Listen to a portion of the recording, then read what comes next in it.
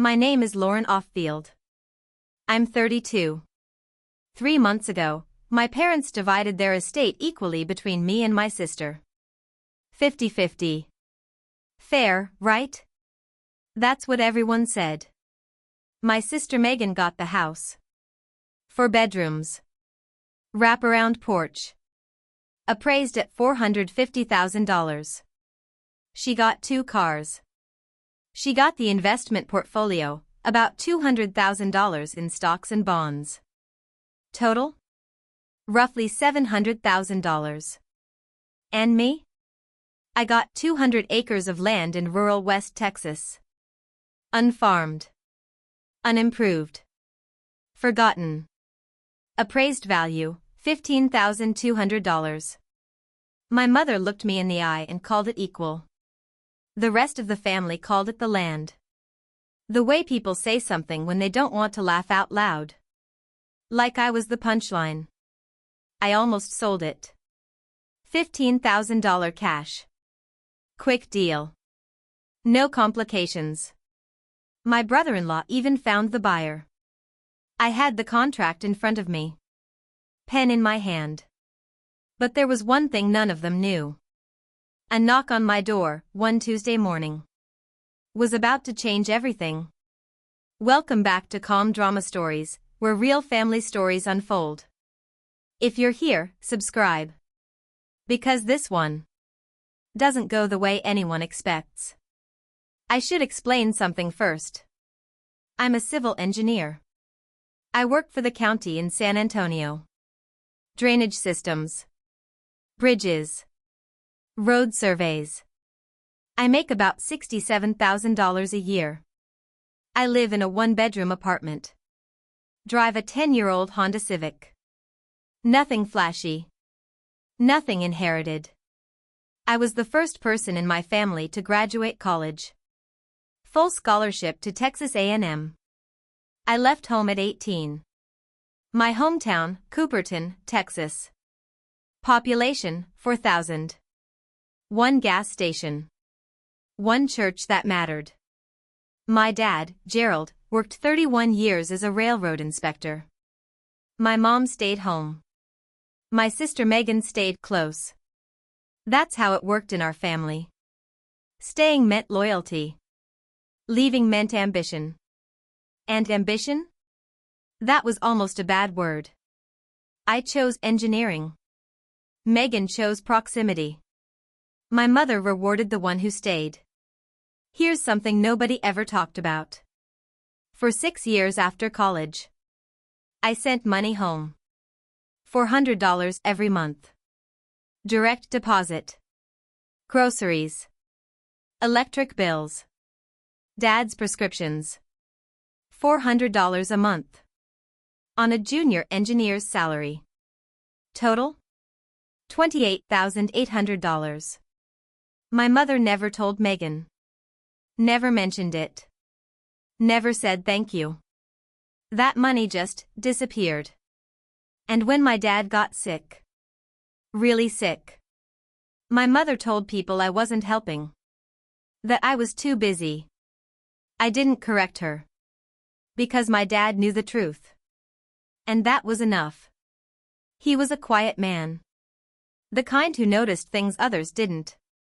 And he noticed me. When he got sick, I drove home every other weekend. 4 hours each way. 8 hours on the road. Just to sit with him. Hold his hand. Read to him. The last months, he couldn't speak. But he listened. And when I read from the Farmer's Almanac, he smiled. That was enough for me. I burned through vacation days.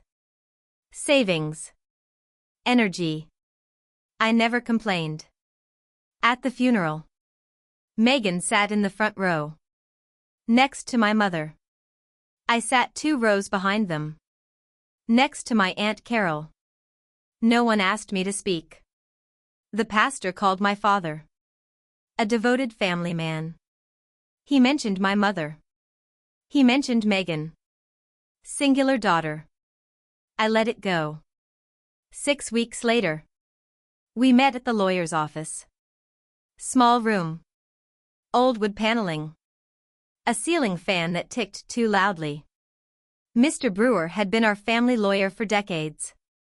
He opened the file. Started reading. 2 minutes. That's all it took.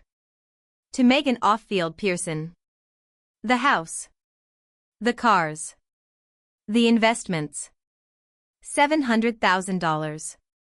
He paused. Took a sip of water. Then. To Lauren Off-Field. 200 acres. McCully County. No structures. No improvements. Value, $15,200. The fan kept ticking. I stared at the number. Then at Megan's. Then back at mine. 50-50. Megan didn't look at me. Kyle tried not to smile.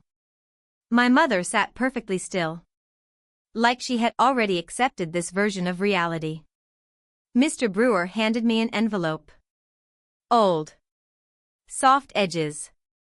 My father's handwriting. Parcel 9, McCully County. And in the corner. Just one word. Lauren. No instructions. No explanation.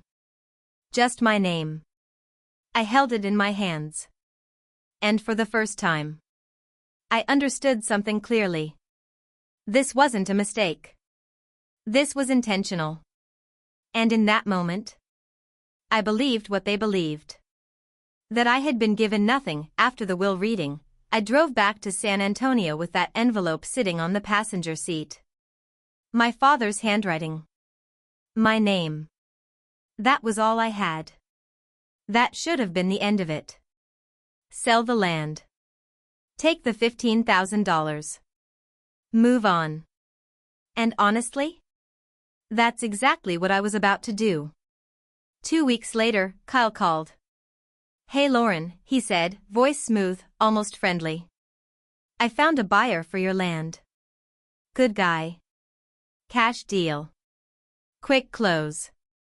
I didn't say anything. 15 grand, he added. No hassle. You don't want to deal with property taxes out there. Property taxes. That word stuck.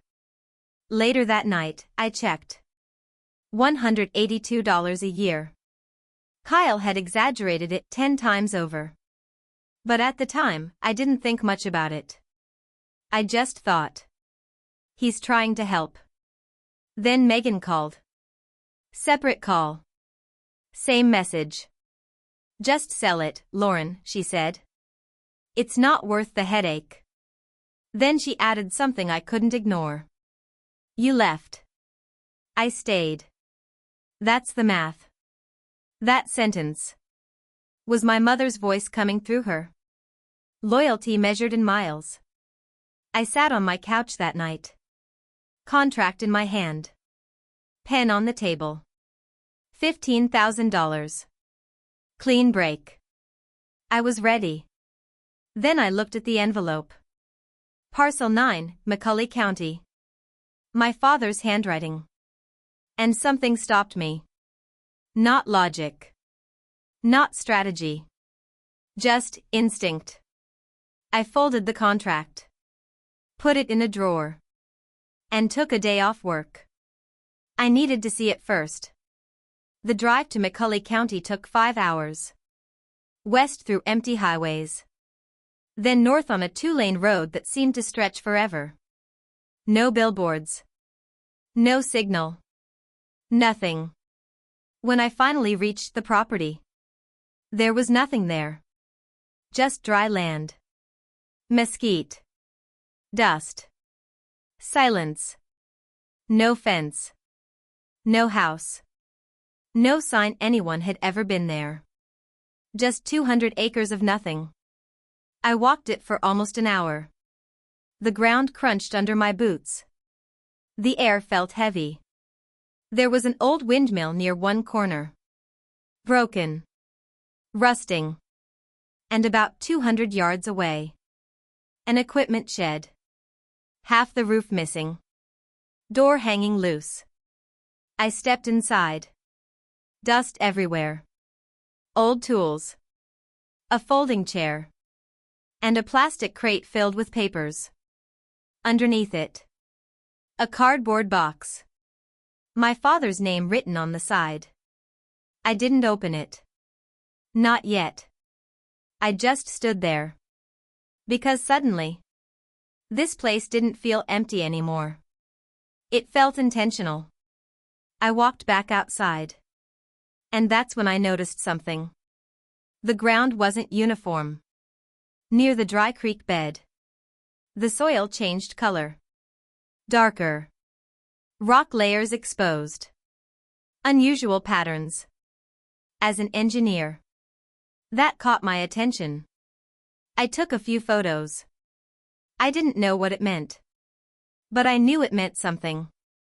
Standing there, in the middle of nothing, I felt something I hadn't felt since my dad passed. Like he had left me a message. I just didn't understand it yet. I drove back home the same night. 5 hours. Same silence. But something had changed.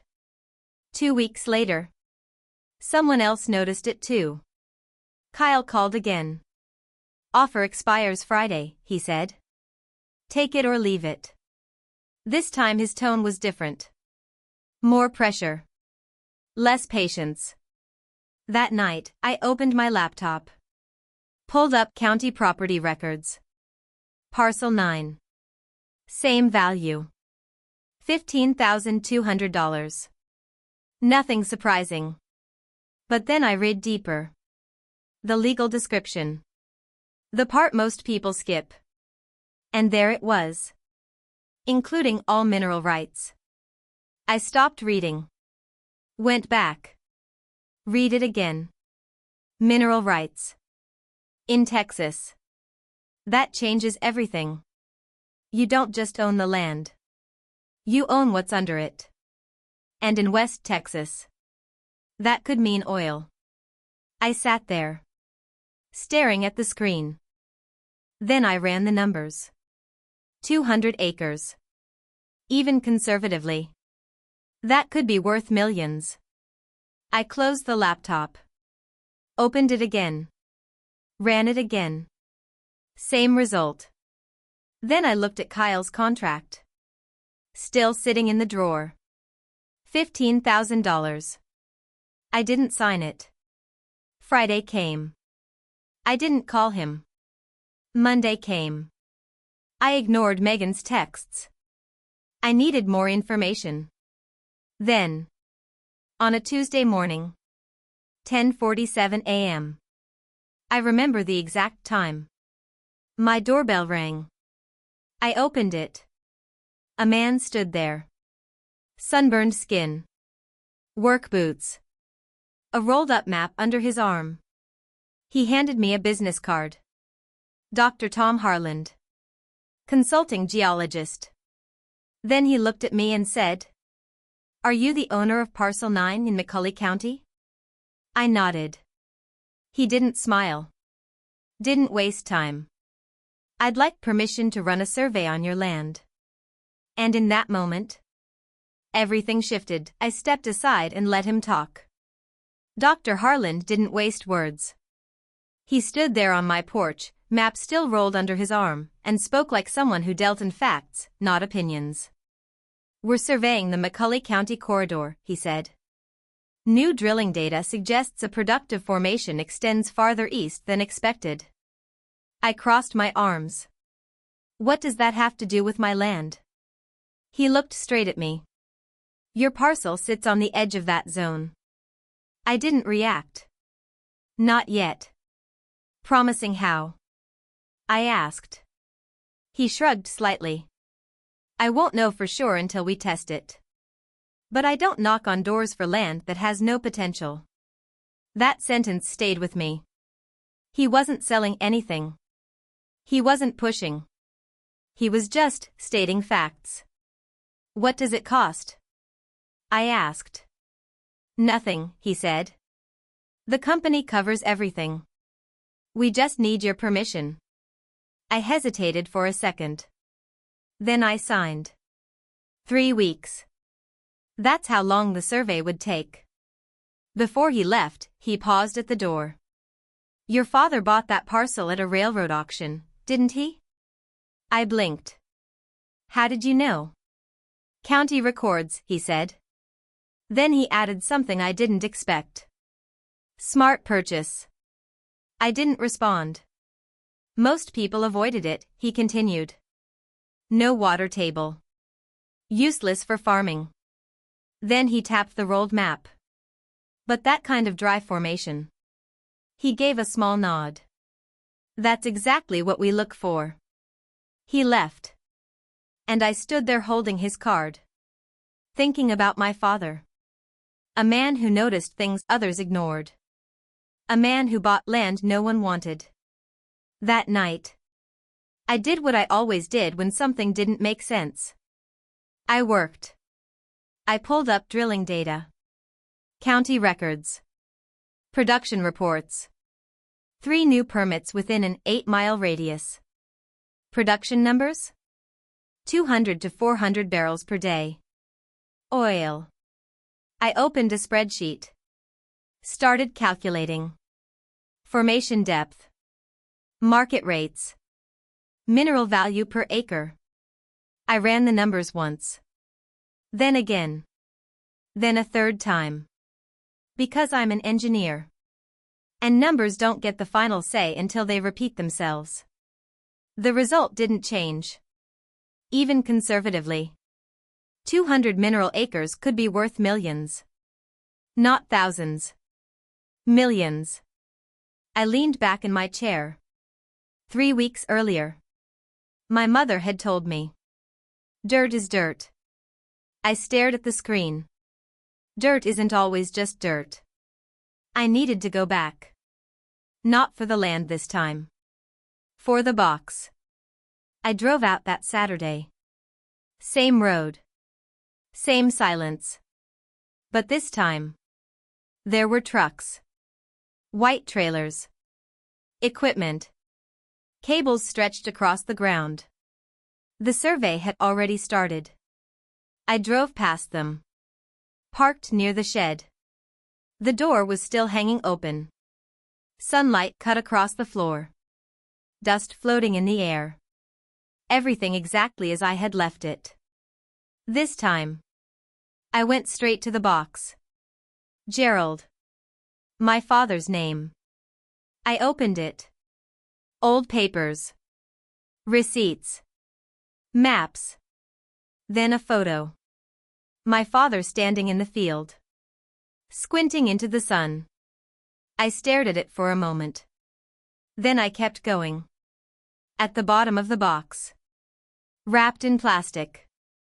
Was a notebook. Brown leather. Worn edges. I opened it. My father's handwriting. The first page read. McCulley parcel notes.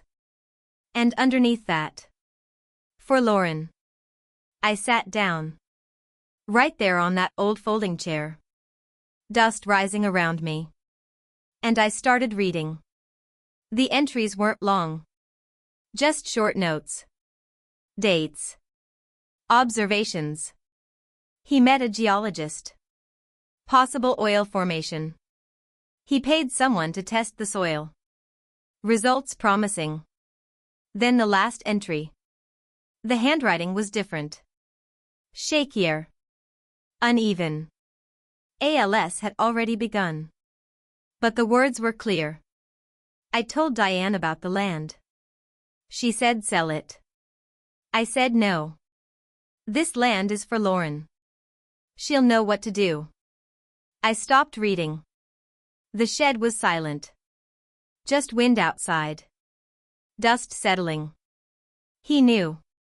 Years ago. He knew. He had tried to tell her. And she ignored it. Or worse. Didn't care. I closed the notebook slowly. This wasn't an accident. This wasn't fairness.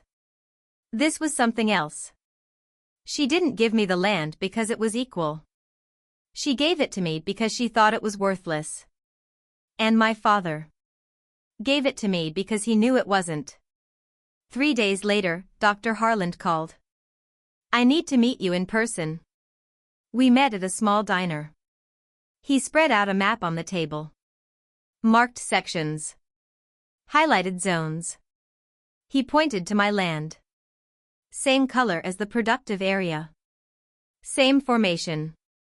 Same depth. We've completed the initial assessment, he said. Indicators are strong. I didn't speak. I can't guarantee production, he added. But if this holds. He leaned back slightly. You're sitting on something valuable. Then he reached into his bag and placed a small glass jar on the table. Inside. Reddish soil. This is from your land, he said. What's under it? He paused. Could change your life. I picked up the jar. It didn't look like anything special. Just dirt. But now I knew better. Don't sell, he said. Not to anyone. Then he looked at me directly.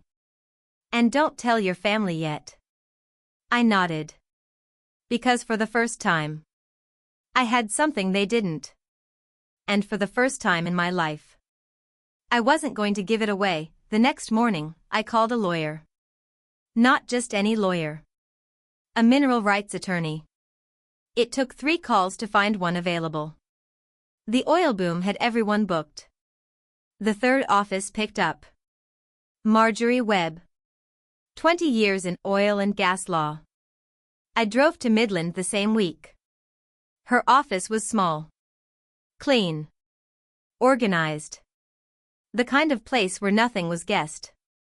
Everything was proven. I put everything on her desk. The deed. The survey notes. The soil sample. The journal. She read the deed first. Slowly. Twice. Then she looked up at me. You own everything. I frowned. What do you mean everything? Surface and mineral rights, she said. Not split. Not partial. Full ownership. She leaned back slightly. That almost never happens. Then she explained it clearly. In Texas, land is often divided. You can own the surface. And someone else owns what's underneath. But not here. My father had bought it whole. Untouched. Unsplit. Complete. You don't just own the land, she said. You own what's under it too. Then she opened the journal. Read a few pages. Closed it. Who tried to buy this from you? My brother-in-law's friend, I said. Name's Randy. She wrote it down. Send me everything related to him. I drove home that afternoon. For the first time in my life, I had information my family didn't. And I didn't feel guilty about it. I read the journal again that night. Slowly. This time, not as a daughter. As someone looking for truth. My father had known. He had tried to confirm it. Test it. Protect it. And in the end? He gave it to me. Not by accident. By decision. A few days later, Marjorie called. Sit down, she said. I didn't. Your land has been evaluated. Pause. Conservative estimate. $3.2 million. I didn't speak. Then she added. That's just mineral value. Monthly royalties could be $8,000 to $12,000. Every month. For years. I sat in my car. Staring at my phone. $3.2 million. And then I remembered. $15,200. My mother's version of equal. Then Marjorie said something else. I checked the buyer. My grip tightened. He filed a title inquiry 2 weeks before your brother-in-law ever contacted you. Silence. That means someone tipped him off. I didn't need her to say the name. I already knew. Kyle. He knew. Or at least suspected. And he tried to buy it. Before I understood what I had. $15,000. For something worth millions. I sat there for 20 minutes. Not angry. Not shocked. Just clear. Some things are better handled in person. Marjorie laid out my options the next day. 3 decisions. 1. Keep everything. Legally, it was mine. No contest. 2. Lease the mineral rights. The offer? $4,000 per acre signing bonus. That alone? $800,000. Plus 25% royalty on production. 3. Do not share anything voluntarily. The estate was already divided. Signed. Final. I sat there thinking. Am I being selfish? Am I being greedy? Then I remembered.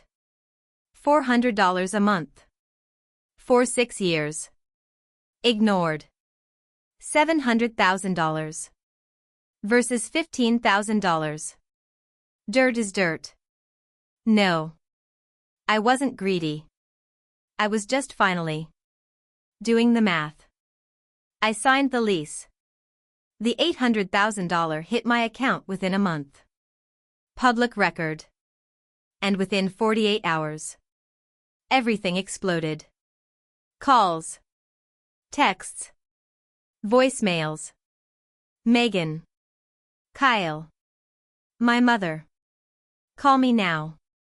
We need to talk. What did you do? I didn't respond. Tuesday. More calls. Wednesday. More messages. Then my supervisor walked into my office. Your mother called.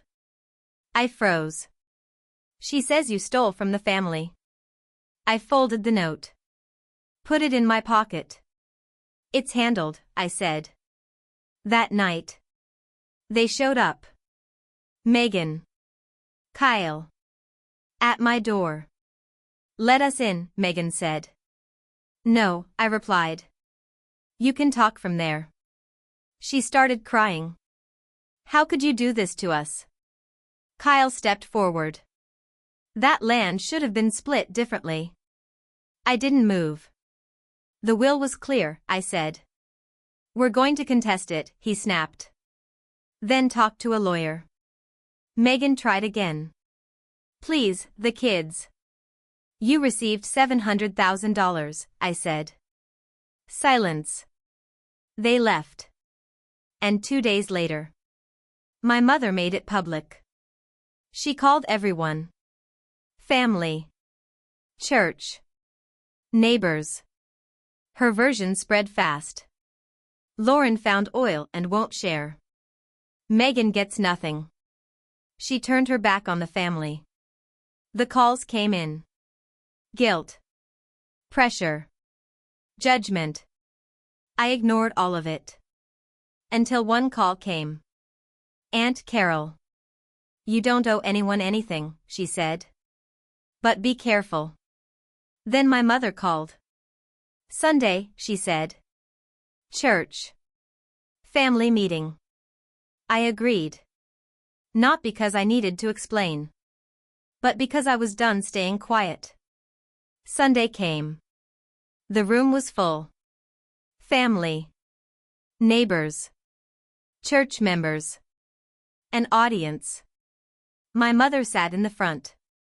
Megan beside her. Kyle standing nearby. Pastor at the front. And me. With Marjorie. My lawyer. This is a family matter, Kyle said.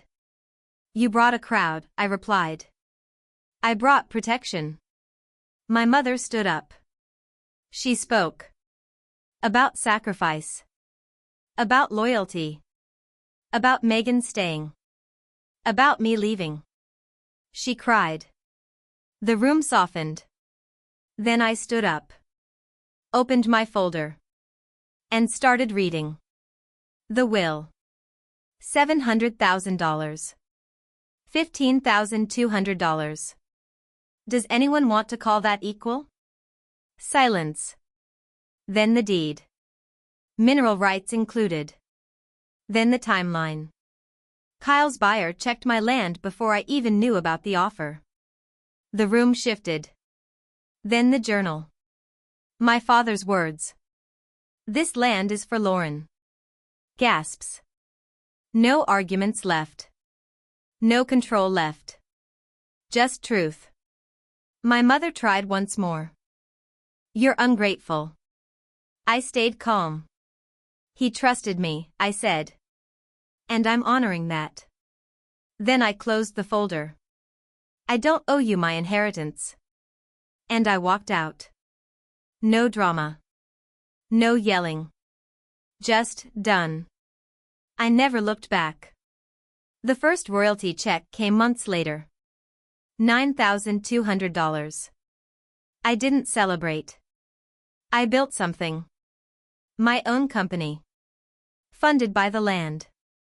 Named after it. Parcel 9. Months later, I stood on that same land again. But now. There was a drilling rig. Oil flowing. Proof. That what everyone called worthless. Was anything but. I don't hate my family. But I stopped waiting for them to see me differently. Because sometimes. People show you your worth. By trying to take it away. And sometimes. What looks like dirt. Is everything.